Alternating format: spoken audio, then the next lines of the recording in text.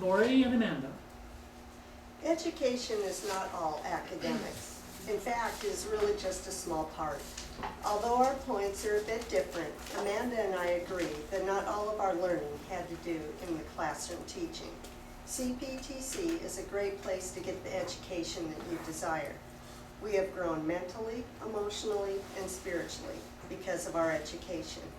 My 3 points of what I've learned at CPTC are as follows. 1, I have grown academically. 2 is that I've learned that I actually enjoy speaking to a group. And thirdly, that I have learned a sense of community from this particular class. I'm going to do my points now, and then Laurie will do hers. My first point is that Clover Park is a place for grown-ups. Unlike high school, it's for people who have either figured out what they want and are going for it early, such as Mason and Alona, or people who have tried once, twice, 3 times and had to come back and give it another go. The people here are about what they came here for. We are not interested in who is doing what to who, going where with who, what people are wearing. It's not about that here. This is a place for people to achieve things and to walk away with what they came here for. We don't have the time or desire to talk about others. It's a waste of time and karma. My second point is that I found out here that I am not the only one with issues. It gives me a sick sense of comfort to know that dysfunction is all around me when I'm here. All this time, I thought I was the only one. I really did. I've been in the position to have these earnest talks with students and even some teachers, and I've realized that nobody is without problems. It's relieving for me to know that. It's kind of silly how much I thought I was the only one. Even my partner for this particular speech has battled a very real issue that my fiance faces as we speak. It gave me some real insight on life when I realized that there is no bottom of the barrel. We're all sitting at about the same height. I love the fact that this is the only place in my life that I am not ashamed of the fact that I dropped out of high school early, because I'm guessing about 60% of people here have done that. I again thought that that was rare, and I had this delusion that that would set me back in my classes.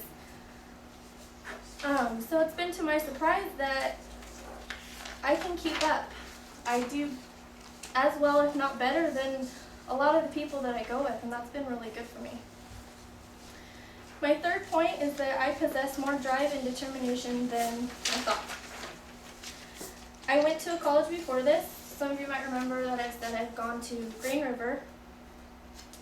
I earned an entry-level caregiving certificate when I was there, and I was given the opportunity to get my LPN there done for free.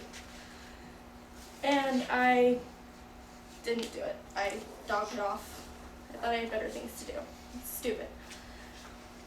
I couldn't understand what an opportunity it was until I came here and realized how much money it was going to cost me to have to do it again, how much time, and how much more inconvenient it is now at this point in my life.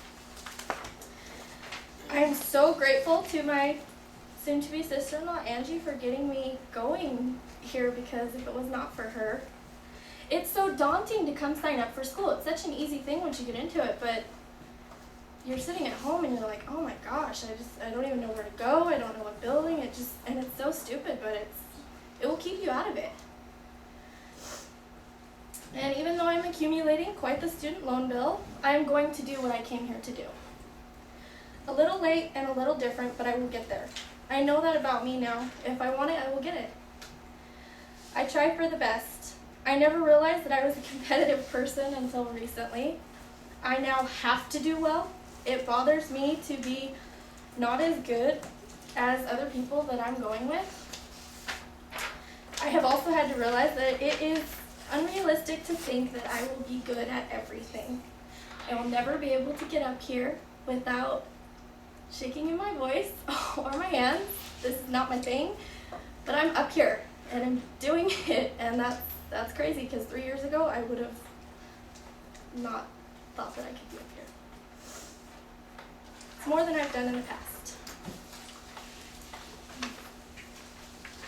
Okay, and my first point is what I've learned academically. Now, this is my first quarter back at school in about 17 years is when I went to Pierce College to be a drug and alcohol counselor, which I only practiced for about 3 months. I was too soon in sobriety, I think, and just too shy to do it. And I was just kind of fearful and did not pursue it after 3 months. But I'm in a medical terminology class right now, and I find that to be fascinating. I like the way the body works. I like what all it takes to make a body healthy and learning all those things. And it's about putting prefixes and suffixes and body parts together to make a word. Like fibromyalgia is fibro, my, algia. Fibro meaning fibrous connective tissue, my standing for muscle, and algia pain. And that pretty much explains what that illness is all about. Second, I'm in a math class. Math is not my forte. I just don't seem to really understand it very well, but it seems like this time around, when I took it at Pierce College, it really seemed like it was a foreign language or something to me. Where this time it's coming back a little bit easier, but I'm in Math 82 and building my way up to Math 108. And I really appreciate my teacher, Bill Herring, in math. He's just very quiet and patient, and I've just really enjoyed him as my math teacher. And then there's the public speaking class. Boy, when I first walked in this class and got the syllabus and all the information, I was totally overwhelmed.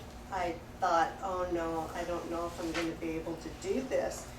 And for me, it wasn't enough that I had to get up and speak in front of people. It was all the computer work and stuff, and I didn't really understand very much about computers. And so that just really overwhelmed me, but I found that if I just did one speech and one project, whatever it was I had to do, just do it one thing at a time, step by step, and I'm here today and still working on it. Number two, I found that I actually enjoy speaking in front of you. I still get nervous, but I'm not afraid anymore. Like my first 2 speeches, I relied heavily on hypnosis to get up here and talk with you. But I don't have to rely on that so much today. And I actually, in ways, look forward to it, but still there's a nervousness that goes with it. And it used to be that I'd have a stomach ache like a whole week before the speeches, but after speech 2 is when I got up and did the John Kennedy speech. It was like everything came together. It was like, hey, you know what, I kind of enjoy this. So moving on, I have developed a sense of community from this class. This class has made me feel like I was a part of something bigger. It was like we were all in this together. And I remember talking sometimes outside on the porch before Dr. Phil would pull up and just saying, all we gotta do is keep showing up, just do the speeches, you know, that's all that's expected of us. And we would keep doing that, and we're all left here. And so I wanted to say that when I got up here, I wanted to be able to share what was in my heart and mind. That's what was important to me. And each of you, in your own way, made that easy for me. If I can't be real or be myself, then I might as well still do drugs and alcohol. So for that, I'm really appreciative that I can be myself and feel pretty comfortable up here with you.